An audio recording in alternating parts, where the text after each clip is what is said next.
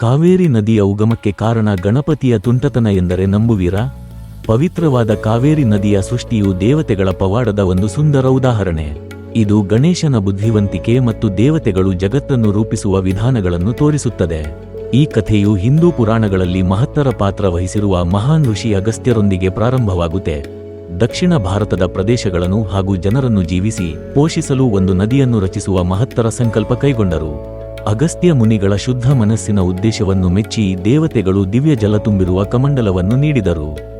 ಈ ಕಮಂಡಲದ ನೀರು ಎಲ್ಲಿ ಭೂಮಿಯನ್ನು ಸ್ಪರ್ಶಿಸುವುದೋ ಅಲ್ಲಿ ಒಂದು ಪ್ರಬಲವಾದ ನದಿಯು ಹುಟ್ಟಿ ಸುತ್ತಮುತ್ತಲ ಪ್ರದೇಶಗಳಿಗೆ ಜೀವ ನೀಡಿ ಸಮೃದ್ಧವಾಗಿಸುತ್ತೆ ಎಂದು ಆಶೀರ್ವದಿಸಿದರು.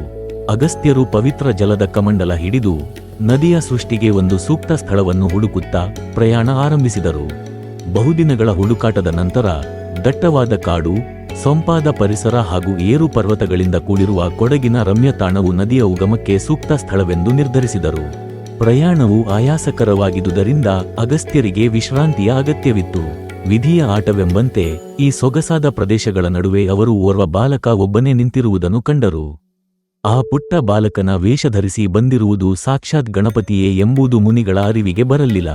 ಅಗಸ್ತ್ಯರು ತಮ್ಮ ಎದುರಿಗಿರುವ ಏಕದಂತನ ದೈವಿಕ ಉಪಸ್ಥಿತಿ ಅರಿಯದೆ ಸ್ನಾನಕ್ಕೆ ಹೊರಡುವ ಆತುರದಲ್ಲಿ ಕಮಂಡಲವನ್ನು ಬಾಲಕನ ಕೈಗೆ ಕೊಟ್ಟು ಸ್ವಲ್ಪ ಹೊತ್ತು ಜೋಪಾನವಾಗಿ ಹಿಡಿದುಕೊಳ್ಳುವಂತೆ ಹೇಳಿ ಹೊರಟರು.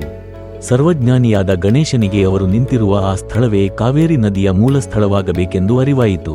ಸ್ಥಳದ ಮಹತ್ವ ಅರಿತ ಗಣೇಶನು ಕಮಂಡಲವನ್ನು ನಿಧಾನವಾಗಿ ನೆಲದ ಮೇಲೆ ಇರಿಸಿ ಸರಿಯಾದ ಸಮಯಕ್ಕೆ ಪವಿತ್ರ ಜಲವು ಭೂಸ್ಪರ್ಶಿಸುವುದನ್ನು ಖಾತ್ರಿಪಡಿಸಿಕೊಂಡನು. ಅಗಸ್ತ್ಯರು ಹಿಂತಿರುಗಿದಾಗ ಕಮಂಡಲವು ನೆಲದ ಮೇಲಿರುವುದನ್ನು ನೋಡಿ ಗಾಬರಿಯಾದರು. ಅದೇ ಸಮಯಕ್ಕೆ ಕಾಗೆಯೊಂದು ಕಮಂಡಲದ ಮೇಲೆ ಕುಳಿತು ಅದರ ನೀರ ಕುಡಿಯಲು ಪ್ರಯತ್ನಿಸುತ್ತಿರುವುದನ್ನು ಕಂಡು ತಕ್ಷಣ ಆ ಕಾಗೆಯನ್ನು ಓಡಿಸಿದರು. ಆದರೆ ಕಾಗೆ ಹಾರಿದ ವೇಗದಿಂದ ಕಮಂಡಲವು ವಾಲಿ ದೇವತೆಗಳು ಆಶೀರ್ವದಿಸಿ ಕೊಟ್ಟ ಪವಿತ್ರ ಜಲಭೂಮಿಗೆ ಚೆಲ್ಲಿತು. ನೀರು ಭೂಮಿಯನ್ನು ಸ್ಪರ್ಶಿಸುತ್ತಿದ್ದಂತೆ ಅದು ನದಿಯಾಗಿ ಹರಿಯಲು ಪ್ರಾರಂಭಿಸಿತು. ಪವಿತ್ರ ಕಾವೇರಿ ನದಿಗೆ ಜನ್ಮ ನೀಡಿತು. ಅಂದಿನಿಂದ ಇಂದಿನವರೆಗೂ ದಕ್ಷಿಣ ಭಾರತದ ಭೂಮಿ ಮತ್ತು ಜನರನ್ನು ಪೋಷಿಸುತ್ತಿರುವುದು ಈ ಮಹಾನದಿಯೇ.